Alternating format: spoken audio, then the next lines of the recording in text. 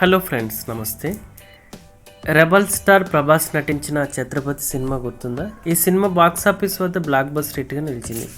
ఈ సినిమాలో ప్రభాస్కు ఫ్రెండ్గా మెప్పించినటువంటి చంద్రశేఖర్ టాలీవుడ్లో క్యారెక్టర్ ఆర్టిస్ట్గా రాణిస్తున్నారు. రాజమౌళి సినిమాలు ఎక్కువ కనిపించే చంద్రశేఖర్ ఆర్ఆర్ఆర్లో కీలక పాత్ర పోషించారు. ఛత్రపతి సినిమాతోనే అతన్ని అందరూ ఛత్రపతి శేఖర్ అని పిలుస్తుంటారు. కానీ ఆయన గురించి చాలామంది తెలియని ఆసక్తికర విషయం బయటకు వచ్చింది. అదేంటో తెలుసుకుందాం.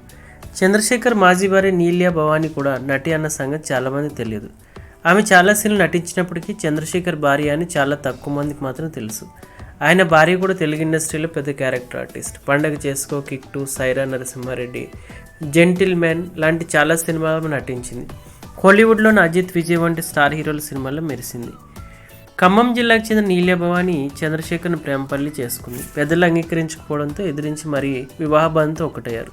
కానీ ఆ తర్వాత మనస్పర్ధలు రావడంతో విడాకులు తీసుకున్నారు. ఈ జంటకి 2 పిల్లలు కూడా ఉన్నారు. కాగా ప్రస్తుతం నీల్యా భవానీ సినిమాలు చిన్న పాత్రలు నటిస్తుంది.